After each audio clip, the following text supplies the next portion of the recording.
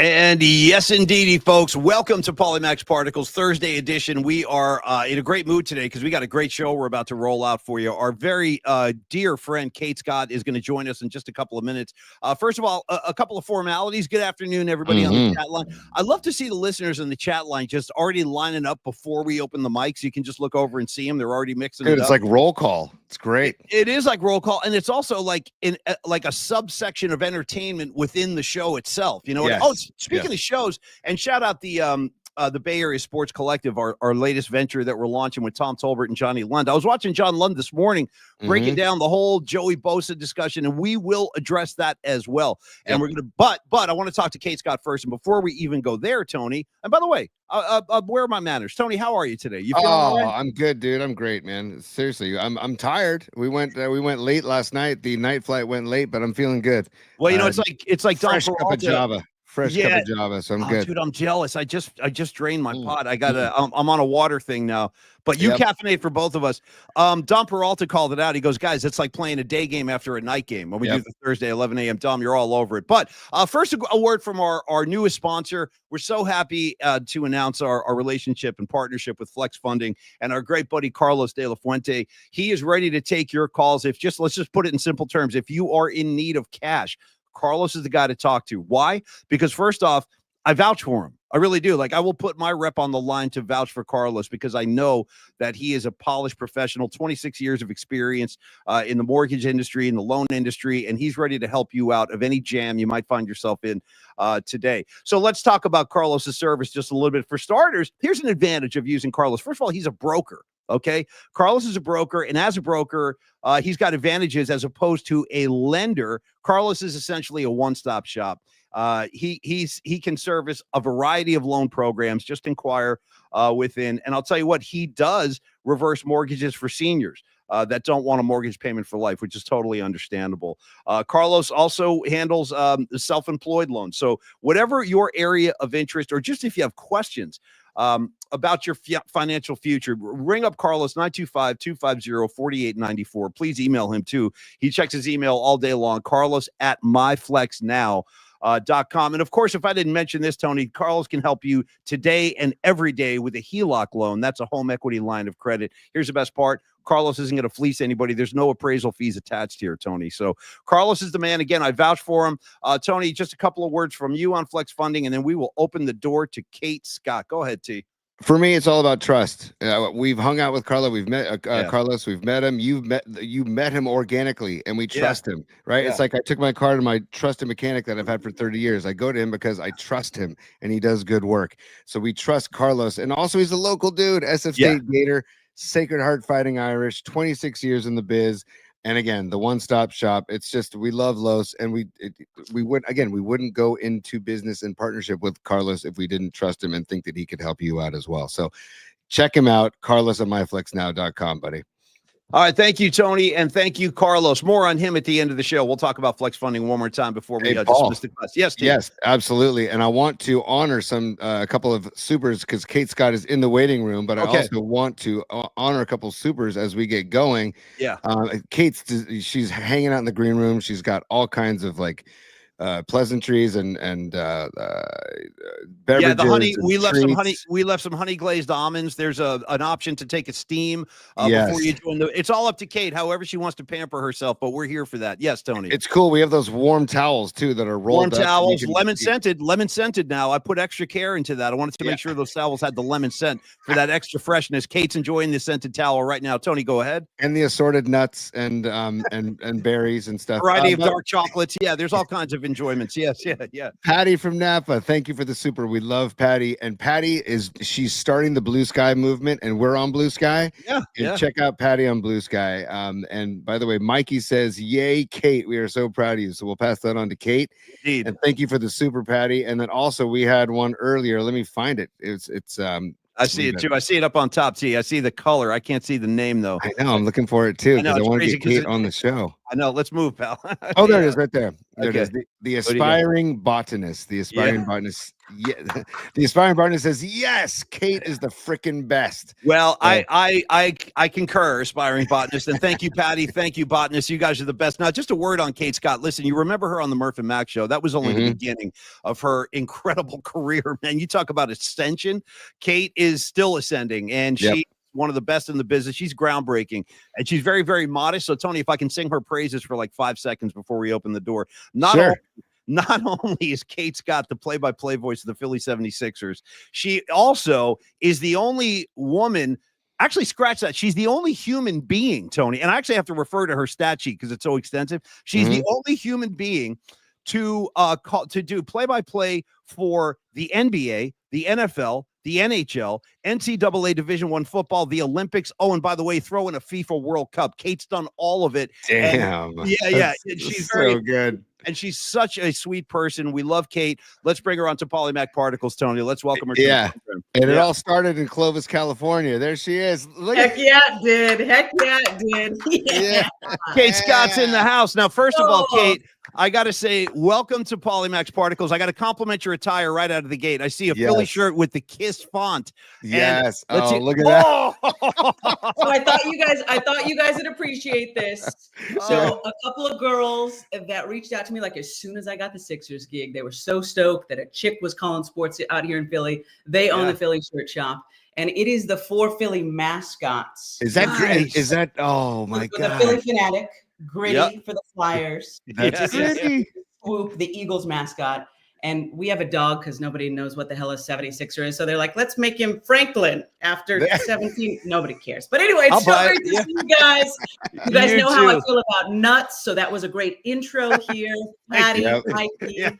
Wow. Love you guys. Yeah, Kate, you are you're like a Bay Area treasure, even though you've flown away and you're on the East Coast now. I can't tell you how many people I heard from after we announced that we were going to have you on today, Kate. Like, I got tons of text. The comments line here exploded. Oh, and by the way, Kate, if you go to the right-hand side of your screen where you see comments, click that and you'll see the audience. They're very excited to have you today. So Kate, like, let's just dive into there's so much to get into. Paulie, I'm sorry to interrupt. I hate to do this just because it's the rule of the show, Kate. When we have these things called supers, that's the viewers' supers. They make contributions to the show. Indeed. So we have Corinne right now. She's made a $10 contribution to the show. So proud of you, Kate, but miss our days at Public House with you, Murph and Mac, and miss I remember Corinne. Corinne, thank you for that donation. And I miss all of you. And let's just start there. I know I said it. I got to come on one last time, and it was crazy, the synergy of coming on with you and Murph for the last time, Paulie. But I was so happy that in that moment, I got to thank you all. And Tony, you're a part of this too, because you guys all of yous and all the viewers and commenters who are here, you guys were on the ground floor, right? Like you were my day ones, being like, okay, I don't know about a chick doing sports, but she seems to have some snark to her. She seems to know what she's talking about. So Heck yeah. We're gonna give her a shot and see what happens. And I remember all of you. I remember Corinne. I remember Patty. And a lot of those folks still follow me on the social medias, and I remember and recognize who those people are. So it is awesome to be back. And by the way, Paulie, you want to talk particles real quick? Look at Kate has the same football that we have in the background. I know. Hold on. And one more thing. It's out of frame because I'm short, but I also have a Murph and Mac section. I see it. The Murph and Mac bobblehead. That got my coffee. You remember those coffee mugs, Paulie? Got championship blood. You can't really see it over here. I got my coffee too. Levi's. Yes. I got my coffee. Yeah. So good, Kate. It takes a very, very specific person to know what the hell we're talking about when we reference those things. But I feel like a lot of people are here with us today. I got to tell you this, Kate, aside from yourself, the great Kate Scott having the Murph and Mac bobblehead up on our shelf, the only other person of that kind of level of prestige who proudly displays the Murph and Mac bobblehead, and it's a true story, the great Jim Nance. Kate, Jim Nance has a Murph and Mac bobblehead in his private study. I saw it on the shelf. I'm like, damn, Jim, what an honor. What a freaking honor. That tracks though, Paulie, because one day I hope to be in Nance's league. So that's good. That's good motivation and inspiration for me, knowing that he is another person who has the Murph and Mac bobblehead. You know what? Let's start right there, Kate, because as the reaction is indicating, I mean, you're so beloved in the Bay Area, and going to Philly, that's a big change. It's a big change in lifestyle. It's the attitude and kind of vibe and flow of that city is so different from San Francisco, your hometown, and the greater Bay Area and Clovis. Yeah. So just talk about like kind of transitioning into Philly, coming from the Bay Area. Like how challenging was that, or was it not challenging? What was that experience like for you? It was a huge challenge. And I think of you, and I have thought of you as I've texted you, Paulie, so often over the 4 years that I've been here so far, because we all know that Paulie talked so much about Jersey, right? Yeah, and like the East Coast and Philly when I was on the Murph and Mac show, but I never got to experience it. And Tony, as you know, like so much of it is true. I thank people all the time out here for fitting certain stereotypes. Like Paulie, everybody has a guy for everything. And I just thought that was a thing. No, I got a guy. I got a guy. Carlos, one of your new guys. No. My partner Ala, who we do the Sixers games together. He's a Jersey guy, born and raised. Nice. Anything, whether it's for a car, whether it's for a HELOC, whether it's for something's happening with your garage door. He's like, hey, don't worry, I got a guy. So that was really fun.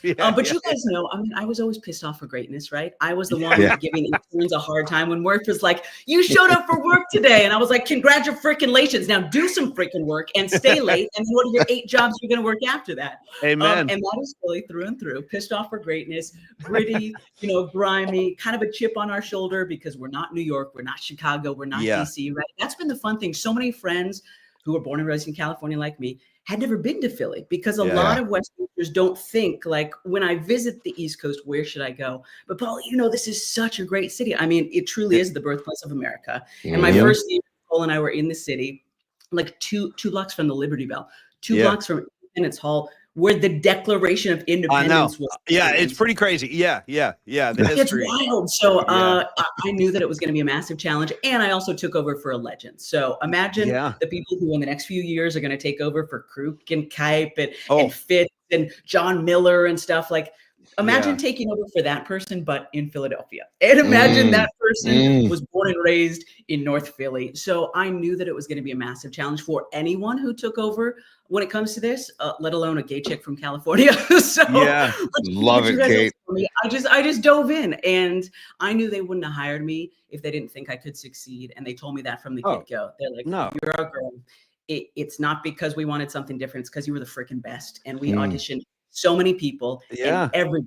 NBC, the Sixers, we all love you. So we've got your back. Dive in. We know it's going to be hard at first. But similar to starting at KMBR, Paulie, calling the 49ers games, calling football on the Pac-12 network. Like, I have been a first so many times that that I was, and I hope that I'm the last first. My mom and I were joking about that, but that all prepared me and thickened my skin enough that sure, it was hard. It was still hard. The noise is so loud that it's hard to block out. But I mean, when it comes to loving sports, you guys know the Bay Area is amazing, and I will always have a special place in my heart because I grew up a fan of Bay Area sports. Yeah. But to Philadelphia, I mean, I can't tell you how wild. Apologies to all my 49ers fans friends watching.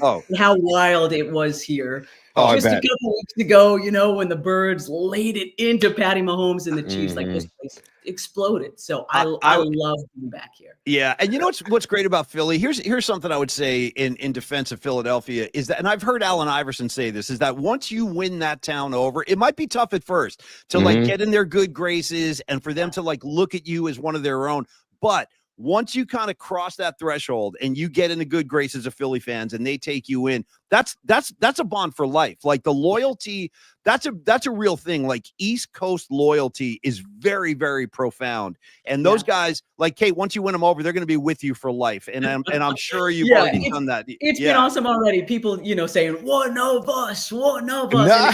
It helps. It helps that I like my whiskey, maybe whiskey. Yeah. Maybe it helps that I've been on the beer show out here a number of times because you guys know, like I love beer. I love smoking cigars. I love sports, and it goes back since the beginning. And also, Paulie, a couple things. I listened. I know you guys had Murph on a couple weeks ago, and I thought that was great. I also loved how you both thought you were going to steer the ship with Murph coming on. That was laughable as he was like, okay, page 1 of my notes. That was awesome. But all the synergy again, Paulie. My first producer out here who was at the end of his producing career for the Sixers. He did 40 years in the producing chair. A Kutztown University alum. Nice. Oh, yeah. You guys know my favorite Giant after Will Clark and Royce Clayton was Ryan Vogelsong. He's a Kutztown boy. That's a Kutztown alum. Yeah. And now our new associate producer is a Kutztown guy. So I just love all these things that you guys introduced me to while I was in San Francisco. The particles, Kate. You're talking particles. And by the way, another super Sons of Johnny Lemaster checking in. He made the quad Kate Scott pins, and that's Hank from Long Beach, Kate. That's his alias, Sons of Johnny Lee. Yeah. Thank you, Sons of Johnny Lee. Look at this. Yes. And as you guys can tell, I have absolutely no friends. So if somebody would like one of these pins, hit me up on social media, because everybody out here in Philly is like, what the hell is that? Didn't you guys go freeze your butt off a candlestick ever? No, that was just us. Right. Also, I got to give love to Escobar 3. Thank you, Escobar. And he says, I got my coffee. Now thank you, boys. No, cheers. Thank you guys so much. So, hey, Kate, also, I just want to tell Kate something real quick, Paulie. Sure. Kate, Paulie and I were both on the Eagles bandwagon, just so you know. Big time. We were because we did not want to see. Yeah, we did not want to see. Hilarious. No, it is hilarious that you guys bring that up, because all of us out here were joking that for the first time ever, literally in any sport, because everybody hates Philly, but people hated Patrick Mahomes and the Chiefs that much more. That's me. That's me. We were everyone's favorite other team. So we took a lot of pride in that.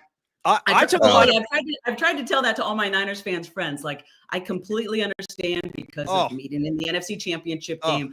I completely understand that you all have hated the Birds' guts. But if you weren't Niners fans, Paulie, the particles on this team with like Jason Kelsey and Jordan Mailata and the Christmas album and Jalen Hurts with all female crew of like marketing and his agent, and Jalen's buying like air conditioning units for the public schools in Philly. Nice. Wow.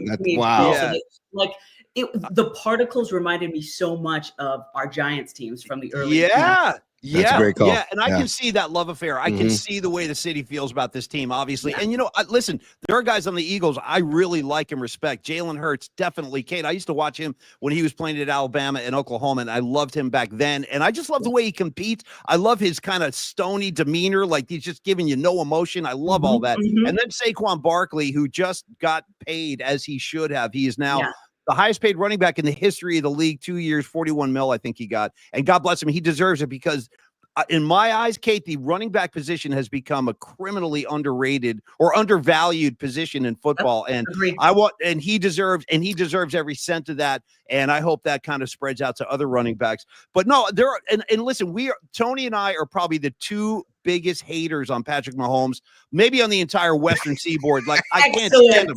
I can't stand him. Boys. Hug it out. And air hugs. I got air hugs. And then I got to say, I might be there as well, unless I'm calling a Chiefs game this preseason. Totally. Maybe I'll change my tune. We'll delete this portion of things. Oh, and speaking of, I forgot to mention in Kate's incredible resume, she also does pregame football for the Seattle Seahawks. She's a machine. But in any case, I enjoyed watching Philly knock Mahomes on his ass all day. It was so it was great. Satisfying. It was so rewarding. I think that might be the last time America was truly united, was during that Super Bowl. I think so. Yeah. And I love that Tony's still trying to get in. And it's Tony, caller, you're up. I want to know something. Help us, Kate, because what was the struggle for that Super Bowl?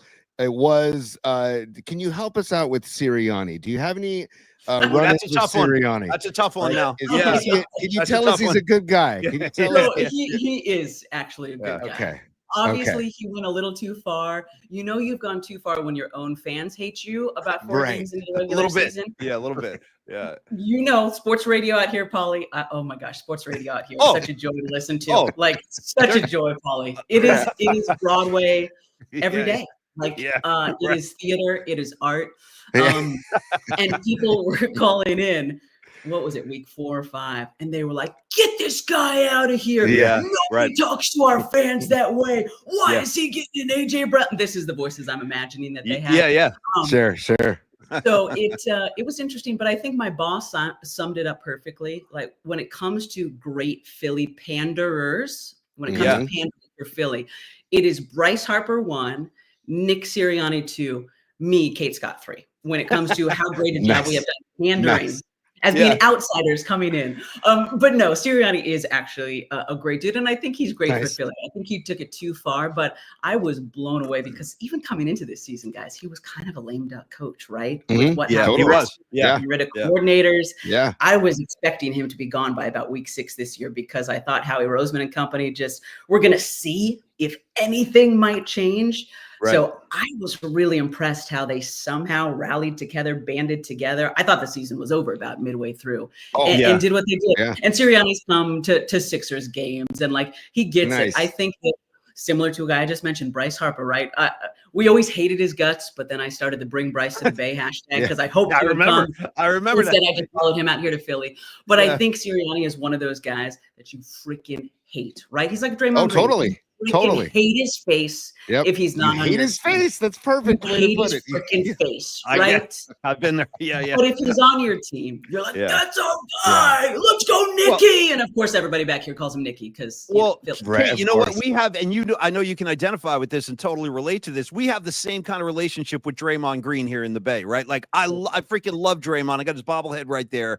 There's no rings without Draymond Green. However, the rest of the country doesn't feel that warm and fuzzy about Draymond Green. So I totally get that. He's got to be on your squad to understand the love affair. Here comes Lily. See, the love for Kate Scott. The love for Kate. The love is out. The outpouring of love. Puppy. Oh, that's such a great picture of the pup, Lily. That's so great. Thank you. Lily, and it's hilarious. Lily. Speaking of Draymond, you guys probably know they play at every NBA arena, but Draymond's Kia commercial that feel like it's maybe about 2 years past its expiration date, but they play it during like halftime or timeouts, and every time it comes on in Philly, every freaking time, you're like, I don't even have to look up from my notes. I hear the booing, and I'm like, see, the Draymond. I know he's our Sirianni, right, Tony? Yeah. And Kate, have you ever had a run in? Because a couple of people have commented, and I was thinking the same thing. Have you ever had a run in with Big Dom? Big Dom on the sideline. Oh, Fat Dom. Yeah.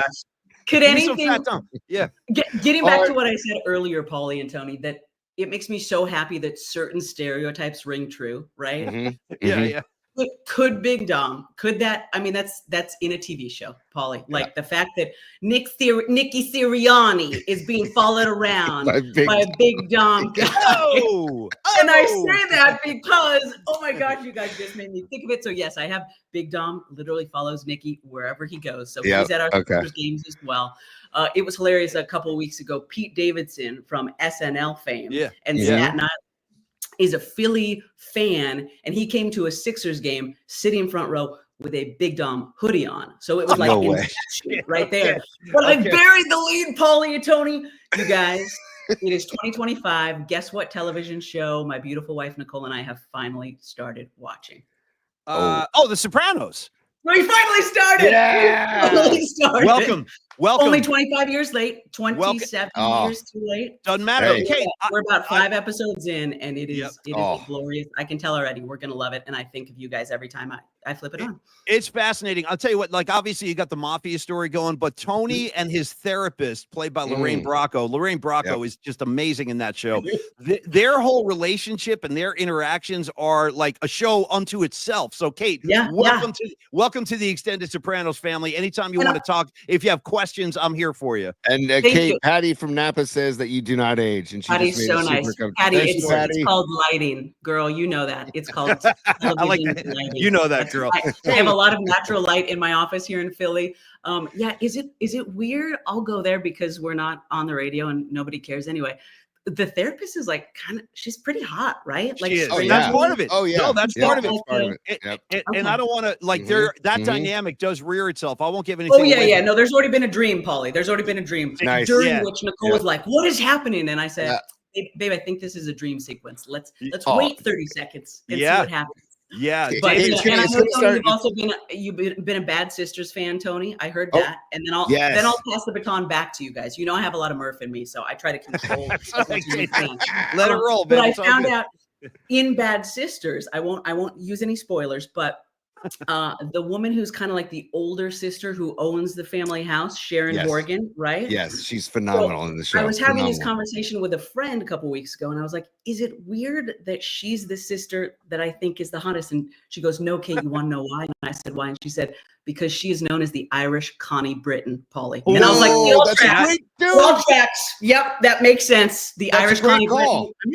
I mean, listen, Connie Britton, that's like my one kind of hall pass where I would get the green light. Like me, if I get the chance, Connie Britton and we got a lot to talk about. So I look forward to that. Yeah. And Paulie, by the way, the show that those shows. Now I'll pass the talking stick back to you guys and you can lead your own program again. And Paulie, I do want to give, and our viewers and listeners, check out Bad Sisters if you get a chance. I think it's on Apple TV. There's 2 seasons. It's fantastic, and it takes place in Ireland. It's so good. Kate, I love that you brought that up. And I'm singing this to the ladies, little tenacious D there.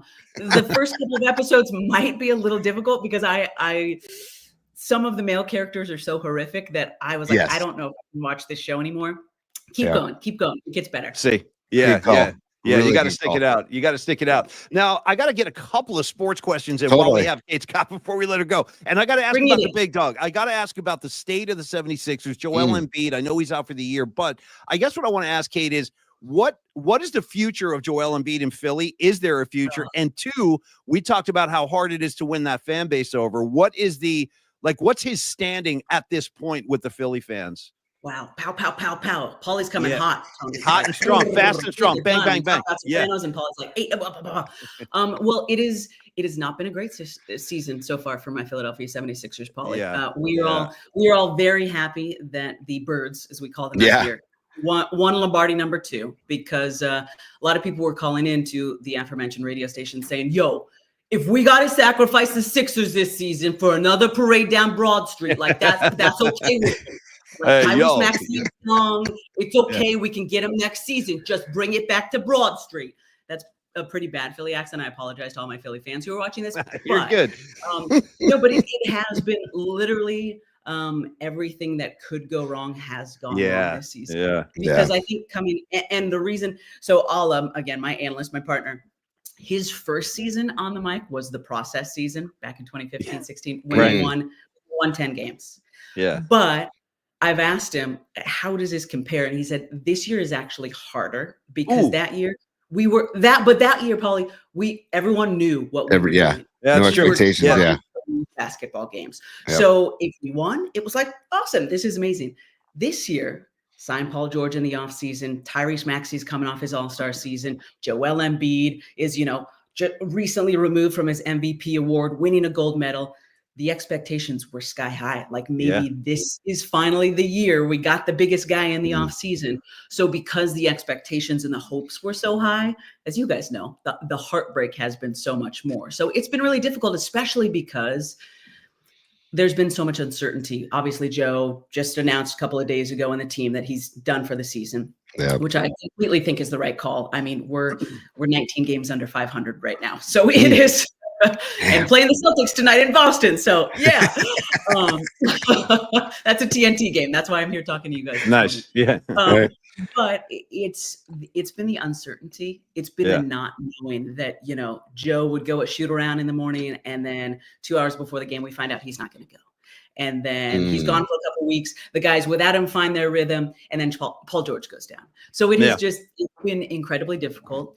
And Paulie, I don't know what the future holds for Joe. I hope beyond hope, for selfish reasons, for Sixers fans, for Joe himself, that he comes back, because the fact that in my second season as an NBA announcer, I got to call an MVP season and see him play. I mean, I got to call his 70-point game, which is the most that any Sixer ever has scored. Allen Iverson's played here. That's incredible.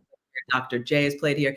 And he had, I want to say, like 34 points in his first 17 minutes. So he is a guy, when he is performing at his peak, I think he could easily have 60 and 20 every night. But we know guys who are 7 feet tall, almost 300 pounds, right? Like we can go through all of them. Bill Walton is one of the first to come to mind because of you, Paulie and Tony. Could Bill have done so much more if his body would have allowed him to do so? Yeah, no doubt. Yao Ming, so many other guys. Their ceilings were so high, but because of their body and the pounding you take on a basketball floor, which I don't know if people even realize that until you're sitting really close. I know we understand it in football, but these guys beat the out of each other every night. And they hardwood do. is not forgiving like grass. And no, so I don't know what the future holds, Paulie. You know, it could be an incredible few years if everybody gets healthy this offseason, or it could be a really tough couple of years. But I will say one thing: this guy here, Tyrese Maxey, he is Stephen Curry 2.0. He's not going to be the greatest shooter ever, but he gets all of it. Yeah, like he understands his standing in the community. He's already giving back, and he's just 24 years old. He understands what he means to his teammates. He really took a step leadership-wise this year. And we've seen him on the biggest of stages, you know, at Madison Square Garden with our season on the line last year, hitting a half-court shot to push a game to overtime. You know, that is Steph-like. I still remember Steph's first 50-piece at Madison Square Garden. So it's a tough season, but I keep coming back to how freaking lucky am I? I'm getting to call Philadelphia 76ers. Oh, Kate, it's amazing. It's never my wildest dream sort of stuff. So it is. Well, you deserve it all. And I'm going to tell you what, Tony, I got one more for Kate, and then you can get her, and then we'll let Kate get going. But I got one last one, Kate, because you mentioned this is really cool that I hadn't really put that together. But you called the Joel Embiid MVP season. That's pretty amazing. So keep that in mind when I bring this to you. So a couple nights ago, Shaquille O'Neal on the post-game show, it was after the Steph lit up Madison Square Garden again.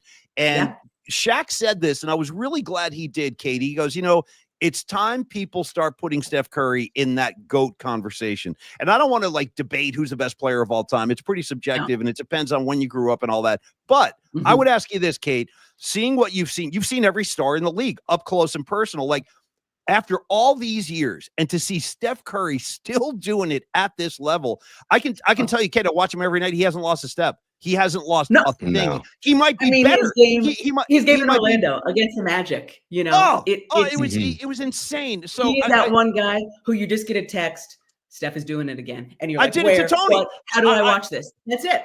That's exactly what I said to Tony. I said, Tony, turn on your TV. Steph Curry's going ape shit. You got to tune in. and that was a quote. And I think it accurately described the performance. But I would say this, Kate, how do you view Steph Curry today? Like when you think about the greats that you've seen?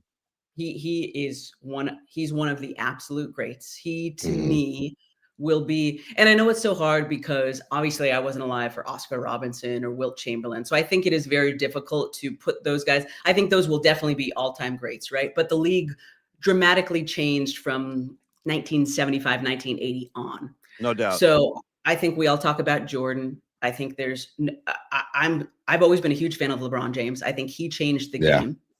And I think Steph has been the next guy to take the baton from LeBron. Look at the way the game is played now, guys. On a fast break. And Allah talks about this all the time. He's like, never in a million years would I have imagined somebody stopping behind the three-point line on a fast freaking break. You've got a 2-on-1, but instead of taking it to the rack, you're going to stop, pull up, and your teammate is going to run to the cup to try to grab the offensive rebound if you miss. He's like, that is Stephen Curry. Now, of course, there's the people who are like, he's ruined the game, all of this, but no, he has changed the game, and he made it so that a couple of guards, Steph and Clay, obviously, with some great characters around them, Draymond, Bogut, I mean, go to whatever iteration of the Warriors dynasty you want to. Yeah. But Steph made it so that guards could win it all. So I think that there's no doubt that he's one of my top 5 players of all time. And I think a lot of other people would agree. And I thought just seeing him and LeBron this summer while they were playing for Team USA, I'm watching Court of Gold right now. I'm sure you guys have already talked about it's so that. good. It's so good. Awesome. It's so good. But seeing how much LeBron wanted to play with Steph. I mean, I know. That says it right there. When you're a great,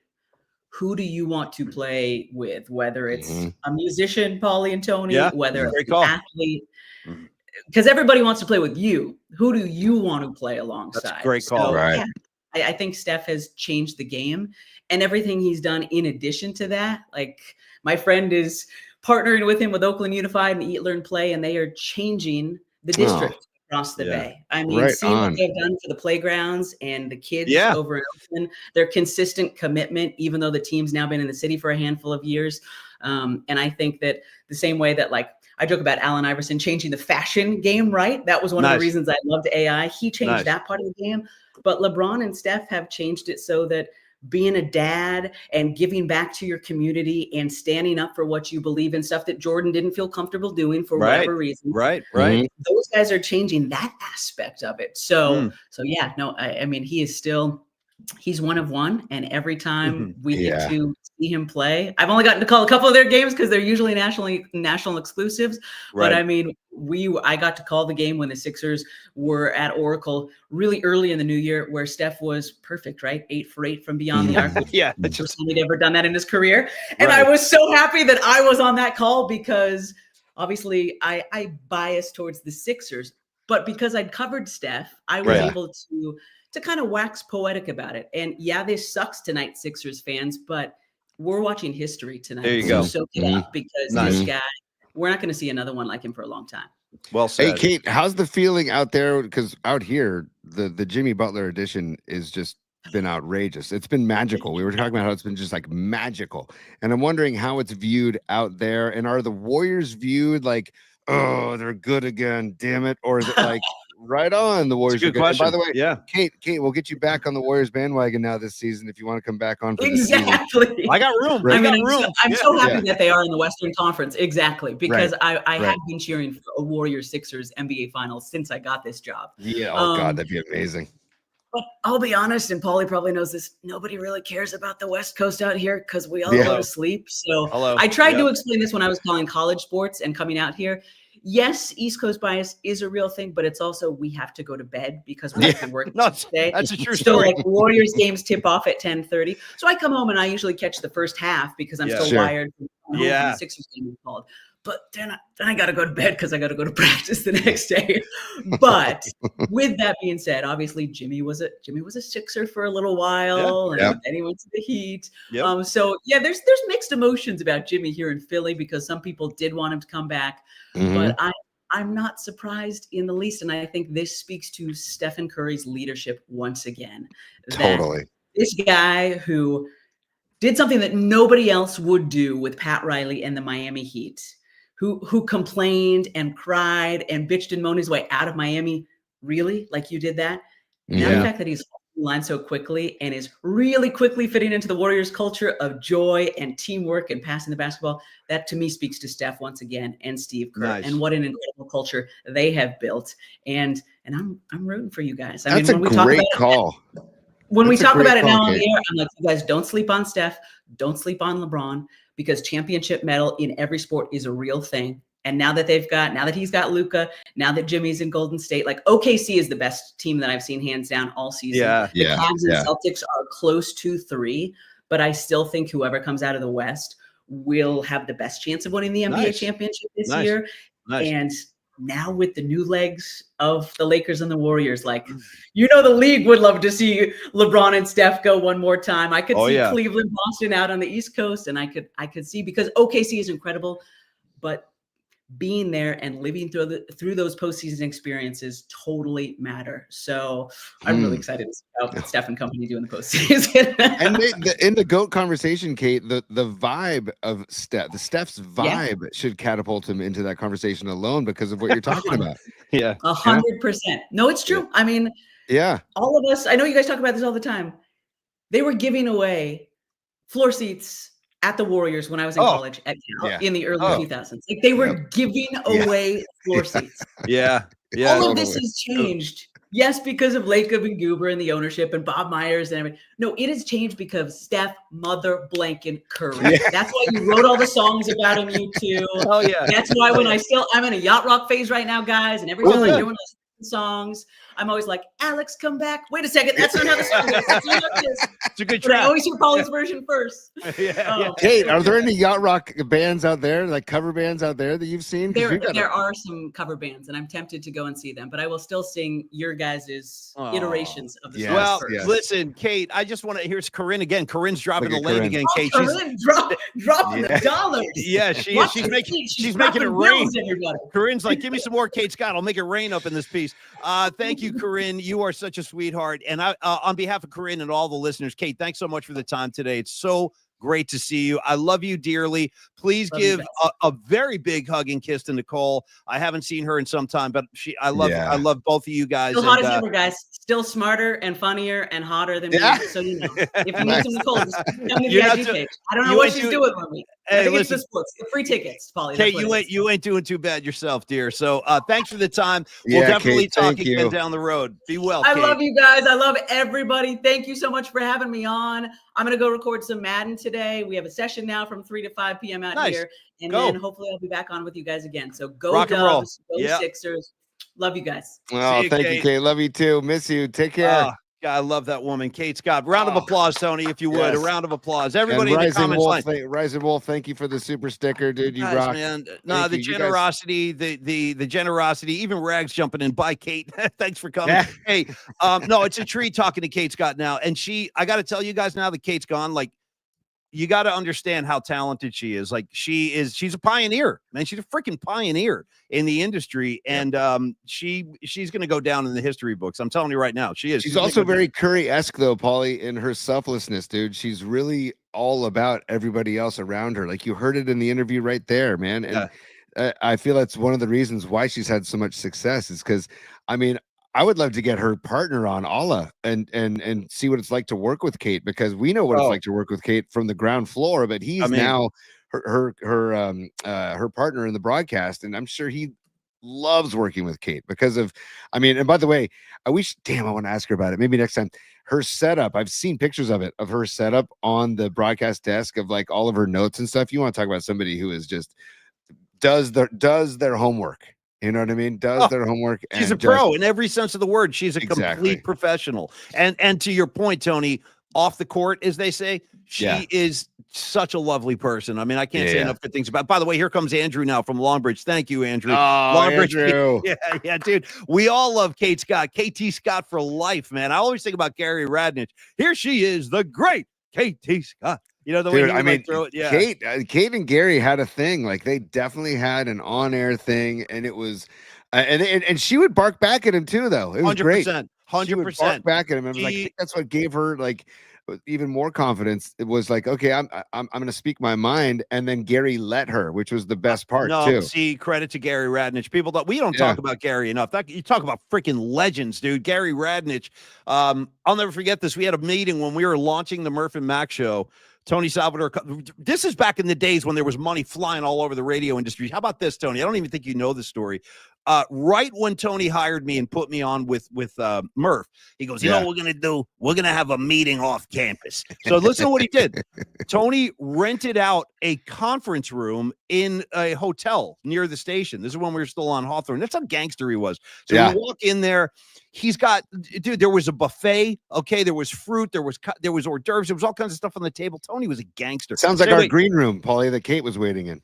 I don't think Tony's was as nice as ours, to be honest. I'm going to say. Okay. So anyway, he sat us down and he was talking about what it takes to succeed in radio. He told Murph and I, he goes, guys, it's going to take time. It takes about, this is what Tony said. It takes about a year for people to even know you're on the air. And it takes about a year for people to get to know who you are. They're probably not going to like you at first, because anytime there's a change, people are always going to be a little resistant, and you got to kind of hope that you can get in their good graces. But this is what he said. He goes, you know, once you get that thing centered on the track, there's no limit to how far you can go. He goes, look, is what he said. He goes, look at Gary Radnich. And then Murph and I used to imitate this all the time on the air over our years.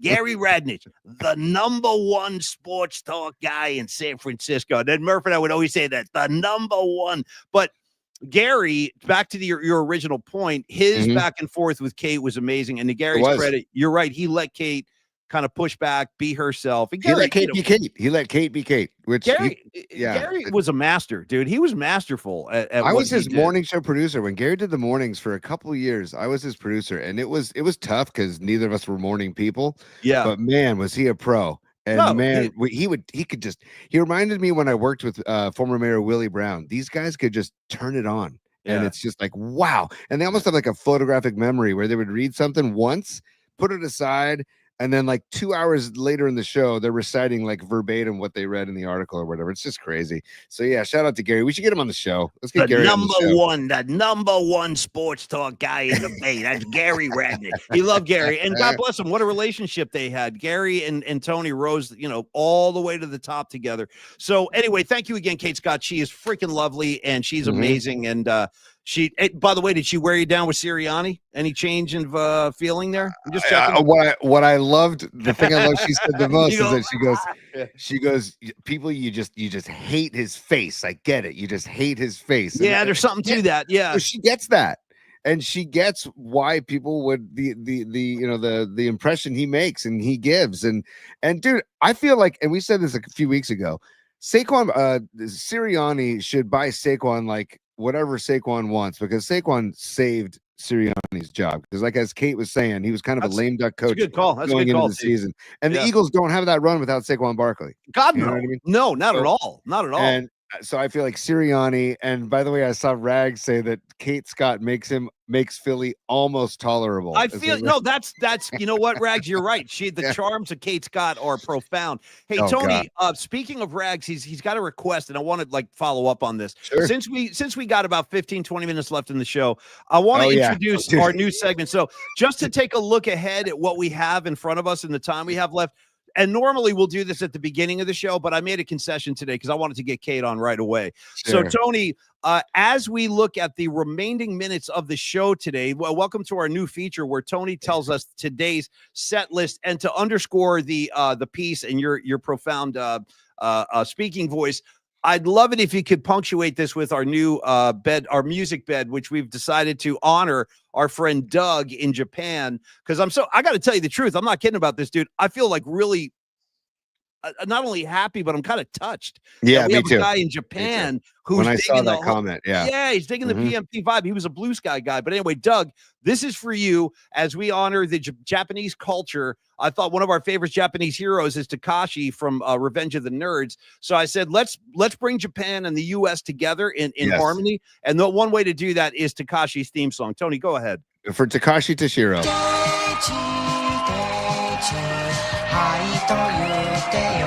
There's some curse words. Come on, Clark! You're an alpha beta!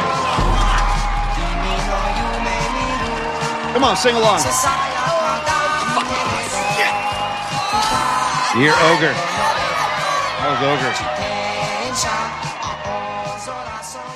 Ogre. Dude, Takashi theme song. Thank you, Tony, so much. So what do we have in today's set list of the remaining minutes of the program? Set list for the remaining minutes. We're going to do a Tony's top three. Yeah. Okay. Which will involve. Well, we'll get to the top three in a second because then why would I say what it's going to involve? You'll hear what it's going to involve in minutes. Hey, listen. Then I want to do our T-shirt Thursday. We've been talking about it and doing it. Our T-shirt Thursday. Yeah. I think it's clothes in the attic. Right. We're gonna do clothes in the attic Thursdays. Clothes in the attic. Yeah, dude. It's funny you say that. I got my shirts right. I got a pile of shirts, T. They're right over here. T-shirts. I got one basically that I'll just show today. I got one, and then I want to do I want to do a couple of birthday shout outs, and then I want to do a couple of emails I got from the PMP Army because they send the emails at paulyspod@gmail.com, and just to show couple of cool photos we got in the email inbox last night. Okay, well, I'm going to let you take the reins, Tony. You dictate the terms, and I'll respond. If you want to go top three first, you want to go close in the attic first, whatever. You tell me what you need. Yeah, let's go top three. Tony's top three. We can go top three, and then we'll go T-shirts, okay? You got it. Good. Tony's top three. And then we'll do the PMP Army and birthdays. Thank you. Tony's top three. Woo! Feed them. All right, dude. Feed them well. Feed them well, and then give them seconds, Tony. Feed the ducks, and then give them second helping. Go ahead. No question. Breadcrumbs all over the place. So like they do. By the way, like they do on Lake Street at Mountain Lake Park. Shout out Mountain Lake Park. You want to see ducks? Bring a bag of crumbs over to Mountain Lake Park. That's 10th and Lake Street. Hidden gem. It's a hidden gem in San Francisco. Lake Street is one of the most underrated streets in all of San Francisco. Lake Street for life, dude. Yeah. Lake Street for freaking life. Mm-hmm. I got to tell you, you know what they did though, Tony? They closed Lake Street down out of cars. You got these. Yeah, well, if you're living on Lake Street, you're stoked though. Yeah, but I'm not. And I like to use Lake Street to cut right down to Arguello and then take a right to get into the city. Sometimes, I shouldn't say this on the air, but I have violated that ordinance on occasion. Anyway, Tony, go ahead. I'm sorry. Right here, dude. You got to. Sometimes I know it's a slow street, but I got shit to do. I got to get from A to B. Just drive slow while you go through the slow street. It's not much to ask. It's a big city. I got places to be. I don't know what you need from me, but I got to use Lake Street. A big city. Nice. You okay, babe, man? Yeah. Talk about a vocal, man. Talk about a lead vocal. What do you want to talk, Klaus Meine? Klaus Meine's lead vocals do not get enough love in the greater pantheon of 80s, 70s. What do you want to talk? You want to talk about the twin guitar attack of Rudy Schenker and Matthias Jabs? Dude, I'll do it if I have to. I'll do it if I have to. Schenker on drums. Herman Rarebell, dude. Herman Rarebell. Herman. Give me another rock star named Herman. I'll wait. There are none, bro. There are none. He's the only Herman in the rock star pantheon, and I got his back on that. You go ahead, Herman. Herman, dude. I think Schenker still tours, if I'm not mistaken. Or doesn't he have a brother? Does he have a brother? Does he have a Schenker brother that also tours? Maybe I'll just that's Michael Schenker. Michael Schenker, the Schenker brothers. There's two of them. Absolutely. Exactly. Yeah, Michael still tours, I think. Yeah. There were two. Rex, there were two. Yes. Go ahead. Deviation. Yeah. Number one, because Matt Mayoko is saying that he's more surprised. He'd be more surprised if the Niners do not sign Joey Bosa. This Bosa stuff's heating up, and that it could happen as early as in the next couple of days. So, and the Bosas haven't played together since high school, and I feel like there's a contradiction here too, because John Lynch has been saying we got to get younger. Sounds like our old boss at our old employer, Paulie. By the way. Yeah. But he keeps saying that, but then they're entertaining Bosa, so it's like, I'm confused about it, and I want to know how you feel about the boat. We talked about it. We hit on this last night, but I want to dive deeper. I feel like it's going to become a reality, and I want to know how you feel about Joey Bosa joining Nick Bosa on the D line. First of all, I love that you're confident enough and you're secure enough in your personage that you can say, hey, I'm confused about this. I'm rather confused. I am. No, I'm confused too. And when you say confused, I got to shout out Jimi Hendrix. Is this love or confusion? Another great Jimi Hendrix track for all y'all to enjoy. Speaking of Hendrix too, I walked right by the Hendrix Red House on Haight Street yesterday, and just a beautiful Hendrix mural on the side of the Red House in mid Haight Street, just beautiful. And also shout out the Pork Store Cafe and All You Need Cafe.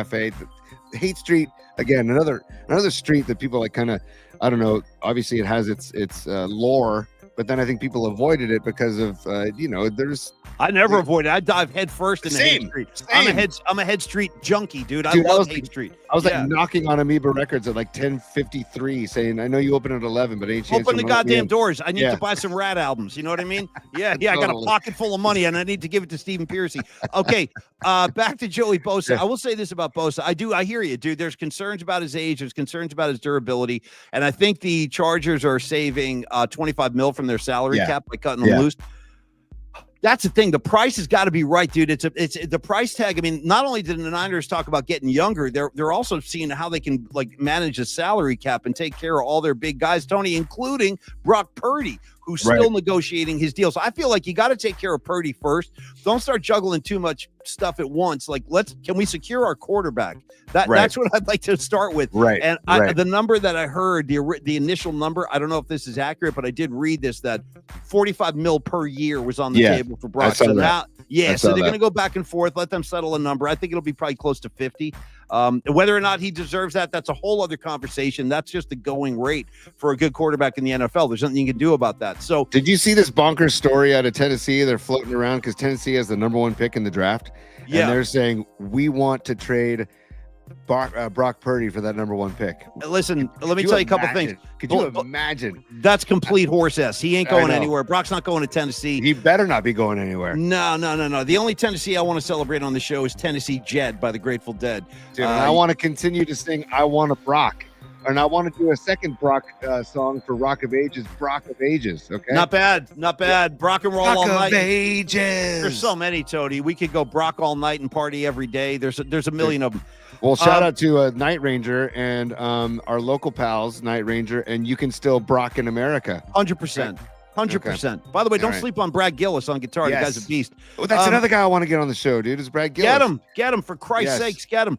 For Christ's sakes, will you cover yourself? Stand by. Sanchi, thank you for the contribution to the show. Thank you for the super. Can we just get a run stopper like Dana, Cowboy, or Michael Carter, dude? Listen to Michael Carter mention. Bro, wow. you got me good with the, would you, for Christ's sake, would you cover yourself? Dude, shout out Chet and Weird Science. And then when he takes the eggs, and I'll never understand why he does this, he takes the frying pan with eggs and he throws them on the ceiling. Right, make yourself one, dickwad. But you notice that the egg lands in the pan. He holds the pan for the egg to fall back into the pan. Chet's masterful, the way he's handling the frying pan, insulting his brother. Now make yourself one, dickwad. Amazing. Bill Paxton does not. Bill Paxton, man, for life. Rest in peace. Rest in peace. Rest in peace. I hate saying it.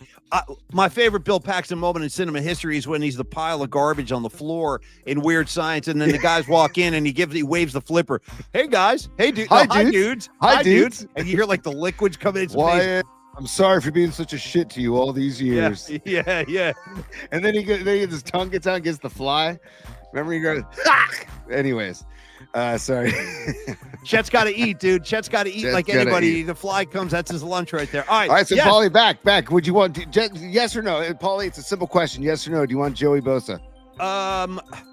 Only if the price is right. Yes, if it's a good deal. Because I'm going to be honest, even if they sign him, I don't expect to see him for the full season. I think he'll be in and out of the lineup. Yeah, and that's last 3 seasons he's been hurt all 3 seasons, and he had like 2.5 sacks, 3.5 sacks, and 5.5 sacks. So he's had like 14 total sacks in 3 seasons. It's like Where are you? How about you? Same question to you, T. I don't want it personally. Fine. I don't want it. I think it's like overflowing in the cute factor also. Like I just, I don't, could you imagine all the PR and all the, one Bosa is enough for me. And Leonard Floyd, I think is a few years older than Bosa, but I still like Leonard Floyd. Hey, listen, real quick. Sorry to interrupt you, Tony, but you said one Bosa is enough for me. I got to shout out one of my favorite Police songs on the Ghost in the Machine album. It's a stone reggae track. It's called "One World Is Enough for All of Us." Oh, man, that might be. For my money, that's some of the best Stuart Copeland drumming you're ever going to hear on any album is that song, One World Is Enough for All of Us, and One Bosa is enough for Creative Tony. All right, let's wrap up the top you should hear Pato Banton's version of One World Is Enough. It's really good, by the way. I'd like to hear it. And I want to also finish your top 3, and then we're going to wrap today. I want to dismiss the class. They got to go to lunch. We got other commitments as well. So, Tony, number 2 on your top 3, if you please. And thank you, PMP Army, for sticking with us for 2 freaking hours last night in the night flight. Thank you. That was amazing. We had a good time. Yeah. But dude, by the way, Rising Wolf, niceness. He just did a Pato Banton shout out for niceness. That's a Pato Banton song. Number 2, Dubs Nets in Brooklyn today. Nets I think the Nets are 21-40. The Nets aren't very good. Right. So, and Curry's banged up. This part of the season, actually everybody's banged up, especially Curry. And again, this goes back to the freaking refs not giving the protection that they give to LeBron. They don't give to Curry for some odd reason. I don't know why, but for some odd reason, that still is a thing. So do you rest Curry tonight and just say, Jimmy Butler, it's your game. Draymond, it's your game. Quentin Post, it's your game. Moses Moody, your game. Pajemski, your game. You know what? I wouldn't have a problem with it. Personally, I wouldn't actually. I think there's something to that actually. And I hadn't even thought about that. But because you know what's funny? I saw Steph Curry walking into the hotel when they got to New York, and he was limping. He was limping the other night. Then he went out and lit up the garden and had a great night. But I'm sure that thing is barking at him, his ankle. So dude, I'm fine with that. Yeah, if you want to rest, and I like your whole idea, your whole mentality too. Where hey, you know what? You love Moody so much. Hey, Moody, you're in the starting lineup tonight. Go dazzle me. Go ahead, go dazzle me. 14 starts for Moody. They're 13-1 when he starts. That's all I'm saying. Quick shout out to Bob Agnew, one of our previous program directors, one of the greats too. Bob is one of the real great PDs. When I had your job before you came back and before I started with Murph, I had a brief stint as creative director. Bro, lost in the woods, had no idea what I was doing. Just throwing shit on the Pro Tools program, hoping it was going to work. I didn't know what I was doing. I never forget too, Bob Agnew in the interview. Now, Paulie, you have any experience using the Pro Tools program? I'm like, oh yeah, no, it's like second nature to me. I got Pro Tools, got it right here in my pocket. I didn't know anything about it. But in any case, he used to open up the studio door and go, Paulie, dazzle me. He would Nice. say, dazzle me. And I'd be like, here's a Ralph and Tom open. I don't know. Do you like the Allman Brothers? That's the only piece I had that had any lasting power. Dude, a real quick Agnew story, and then I'll let you go. Gary, when I was producing Gary Radnich's show, we had James Brown on the show, the musician James Brown. Hot Pants James Brown. Yeah, the I Godfather remember I was Soul. so excited. I was so excited because I booked James Brown. I was so excited. And that's when I went and saw James Brown at the Maritime Hall, because he came on that morning to promote the show, went to the show that night. But we had him on, and James Brown was a little groggy, but still. But the best thing is that James was talking so fast that you couldn't really understand what he was saying. Yeah. And Bob Agnew calls the bat phone in the studio at the control room where I'm behind the soundboard, and he goes, "Tony, get this guy off now. Get James Brown off right now. I don't care. Get him off." And I go, "No." I say, "No, Bob." I respectfully disagree That's with you. freaking James Brown right there. I'm not taking him off the. It's freaking the Godfather. Come on, Soul Brother number one, the hardest working man in show business. I'm not kicking him off the air. Dude, so then I say to Gary in his headset while James is talking, I say, "Gary, Bob wants us to take James off the air." And Gary does this. Gary goes back to me in the talkback, "You better not take James Brown off the air." And I said, "Okay, great, fine." Afterwards, post-show meeting, I'm in Bob's office. "Tony, get down here and see me." Dude, the meeting ended with Bob yelling, "Hey, Tony, fuck you." And I bet down the hallway, I go, "Hey, Bob, fuck you." Yeah. And then literally 2 hours later, we're hugging in the break room. So Bob cared. He cared immensely about the product. Big time. And he was a spicy dude. And I'm a little spicy myself. But I wanted James Brown on the air. I'm not going to take James Brown off the air. So I got to side with Creative Tony on this one. James Brown, the Godfather of Soul, can do whatever he wants for as long as he wants. But I will say this too: I miss those days when you could have it out with like your superior, and nobody got fired. Nobody got suspended. Nobody got reprimanded. That's what I loved about him. Nobody had to go watch a training video to learn how to. Dude, you know how many training videos I've seen in my life? Jesus Christ! How to talk to people? It's like I get it already. I'm not coming to work with a flamethrower. I'm not insulting people. Cut the shit. Let me do my job. But in any case, like back then, you could do that. You could tell your boss to F off and not lose your job. Oh God, dude, I do that now. I'm gone long before I was gone in November. I do it now. They're hitting me with a taser gun, and I'm handcuffed. I'm getting driven to a police station. So Anyway, all Tony, right. let's number finish. three. Tony's top three. Number three. We just had Kate Scott, right? The play-by-play greatness of Kate Scott on our show. Sixers broadcaster. So it leads me to ask you, Paulie, other than Kate Scott, who is your favorite broadcaster? I mean, I want to go outside of the Bay Area because we're so freaking lucky to have Miller and Fleming, and Kruk and Kipe and Fitz, and also Ted Ramey. Ted Ramey on the pile. That's another guy. Ramey, give me Ted Ramey. Yeah. Randy Hahn and Dan Rusanowski for the Sharks. Like we're lucky. We're so lucky, dude. Glenn Kuiper for the A's. Like we are, and Dallas Braden for the A's. Like we are so lucky in the Bay Area who we've had on the mic here. So let's go outside of the Bay Area. Go national if you want to, but who is your favorite broadcaster, or was your favorite broadcaster other than Kate Scott? I love this question. That's a great way to end the top three today. For starters, I want to give John Madden some love and Pat Summerall, because that pairing was it's never going to be that good again. That was the ultimate stamp of like, this is a big game. When Summerall and Madden, whatever game they did on Sunday on Fox, that was the big game, and they always did the NFC playoffs. So I have great memories of Madden, talking about the Niners and just that whole era, man. I just associate those two. So I want to shout those guys out. But you know who might be my favorite of all time, honestly, is Marv Albert. I'll tell you why. Wow. It's not Tony, not just the fact that he called so many big basketball games in the 90s. Like he did all those Jordan games when Jordan was winning titles. Marv did the call. But being a Jersey kid when I was in high school, Marv Albert, Tony, listen to this. If you want work ethic, listen to this. Marv Albert, not only he did his national games on the weekend, but he called all the Knicks games on the radio. And he was also the play-by-play voice of the New York Rangers. So he did hockey, and he did it extremely well. And the signature sound of Marv, like, Steph Curry hits the swish. Yes! He'd give me that. Yes! Yeah. And actually, that's a staple. That's a staple. No, that was Marv's signature. So for me, it's Marv Albert for those reasons. And my final thing I'll say about Marv is the night that the Rangers won their Stanley Cup in 1994. I'm to preserve the moment, not knowing technology would later on be able to deliver this on YouTube. I didn't know that. So I took a cassette tape and I recorded Marv Albert calling Game 7 of the Stanley Cup Finals the night the Rangers won the Cup. So I actually have that. I have Marv on cassette in my house. Yeah. But that's how much I loved his calls, and I'm glad I did that now because Marv is retired, and a lot of new voices out there. So for me, it's Marvelous Marv Albert. Tony, how about yourself?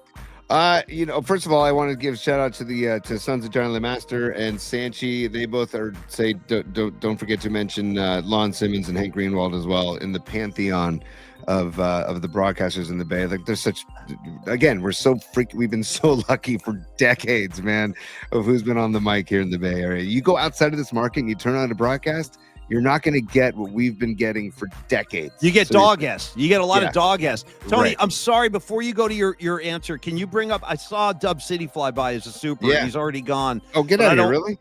Oh, did you? My bad. Okay, my bad. No, I didn't see it. I apologize. There it is right there. Yeah, Dub City, I told you. I saw him. He flew by. Dude, they go by so freaking fast. You got to catch him. Oh, well, he's calling out for something, Paulie, and I got to respect it, okay? I got to respect this. If he's calling out for it, I got to respect it. So stand by.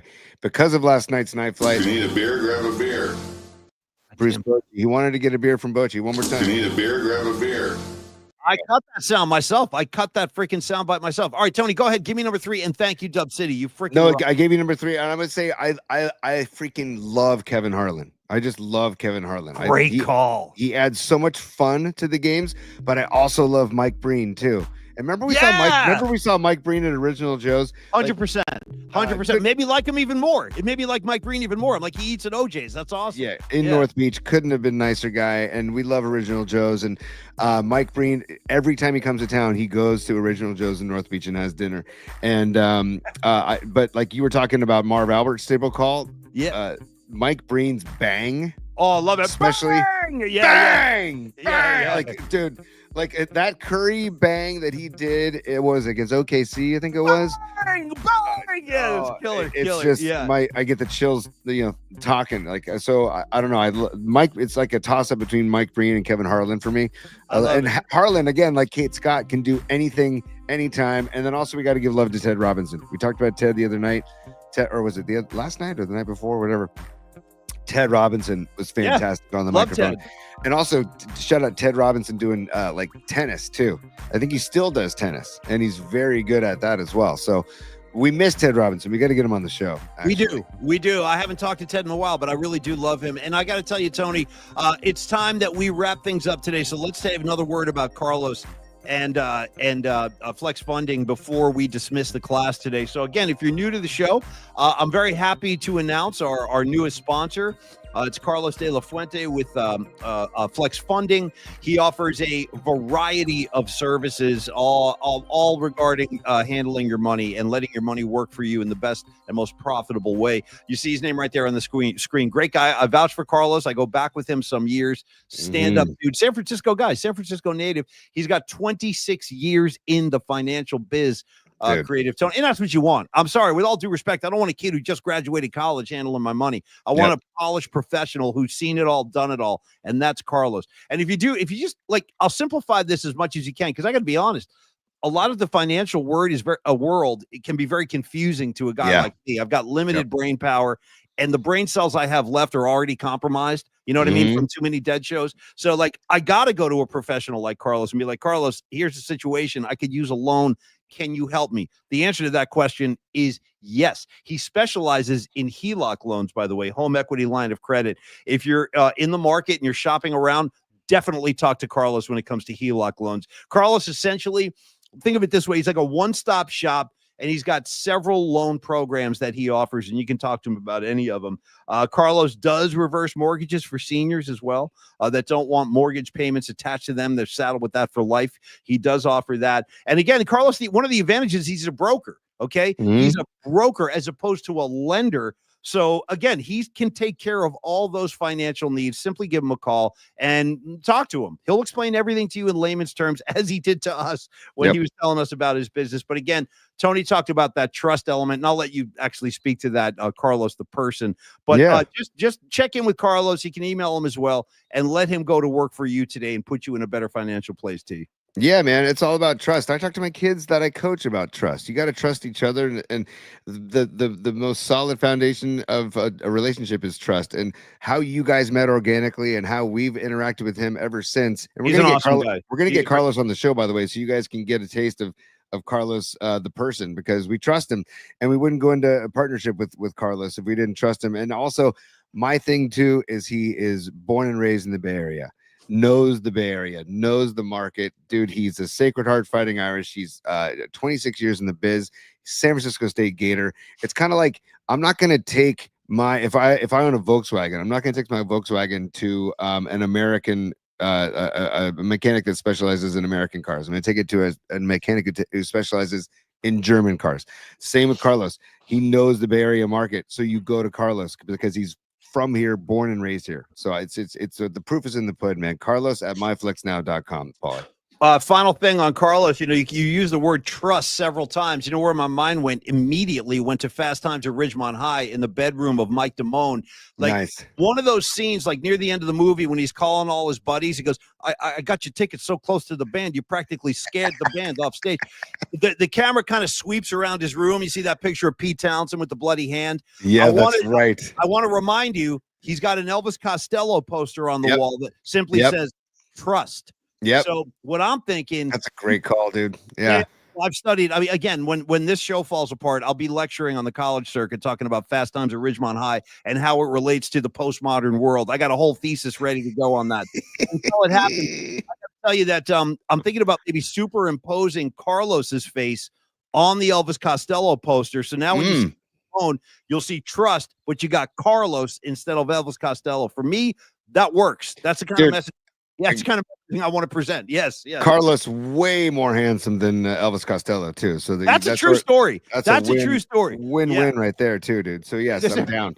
I've become like I'm learning the digital arts of the for visuals, and so I might tinker around with that and send it to Carlos and see what he thinks, dude. Please do. We'll put it right here on the screen if he likes it. Yeah, trust with Carlos. Yes. Can I forward promote for tomorrow, Paulie, before we dismiss the class? Yes, you can. Because we did not get to our t-shirts. We are getting to the t-shirts this week. Okay, so we're working on it. Literally, yep. We will do t-shirts tomorrow because I've got a doozy for tomorrow. We didn't get to it today. We got a doozy. We're gonna get to close. What is it? Close in the attic. Close in the attic. Yeah. Okay, we'll do that tomorrow.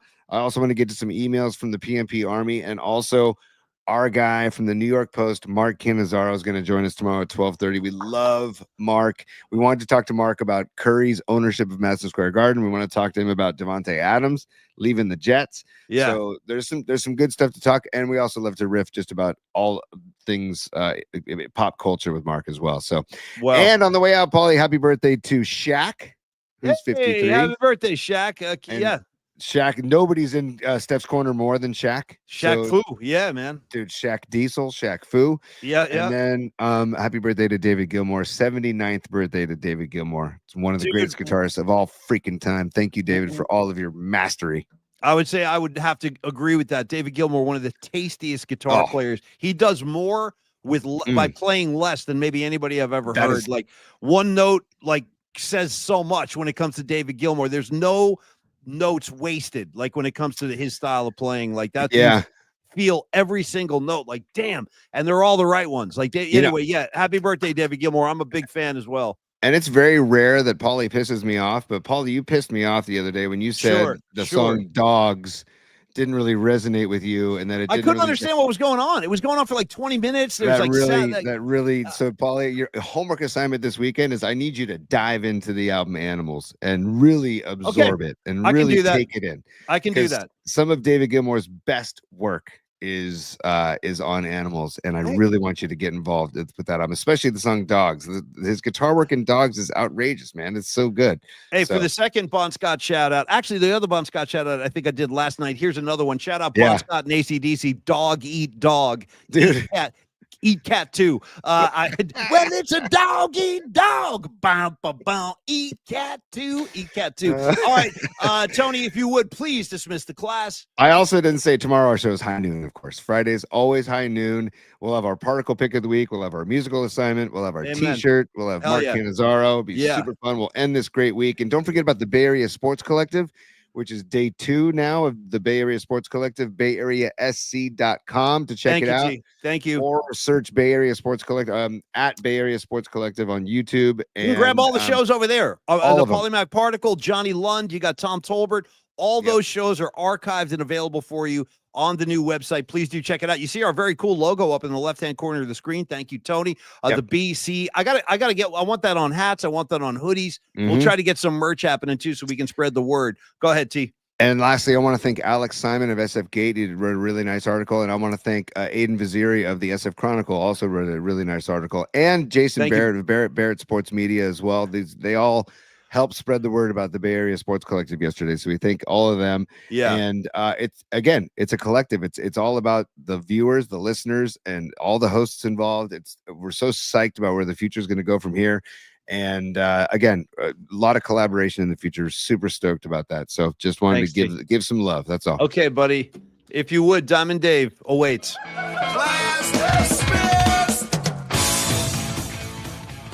Hell yeah. Hell yeah, T. And if you would, on the way out the day, there it is, dude. There it is. Thank you, DJ Rob B. Actually, for all I'm making an executive decision, Paulie, on the way out today.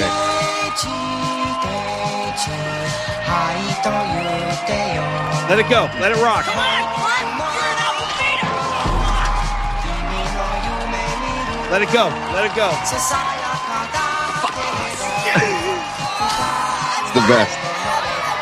We're done in Japan. Here's the thing. You just inspired me. Here's what we're going to do. Musical assignment. I'm going to create it right now live on the air a day ahead of time, 24 hours in advance. Artists, songs, or bands somehow connected to Japan. Boom. Beautiful. I'll see you tomorrow on Polymax Particles because I can't wait to see what kind of Japanese reference Tony comes up with. My only problem is choosing just one. I could go so many directions musically with Japan with a thread to Japan. It could just be like a live album in Japan. It could be a Japanese band. Shout out Loudness. I've seen them. I saw them open for Motley Crue. All Japanese heavy metal. Yes, Thunder in the East. Thunder in the East. I know Thunder in the East. I do know Thunder in the effing East. I was right there pumping my fist at the Garden once again. All right, Tony, I will see you tomorrow on Polymax Particles. High noon, y'all. You guys know what to do. Bring your party favors and enjoy. We get that happy hour started early on Friday. And that's it. We'll see you tomorrow. We'll talk Japan. We'll talk about sports. We'll talk a little pop culture. We'll see what Tony's got in terms of out of the closet. A lot going on. Peace, y'all. Enjoy your Thursday. Thanks, everybody. Thanks for all the contributions, too. We love you all. Thanks for PMP Army. Peace.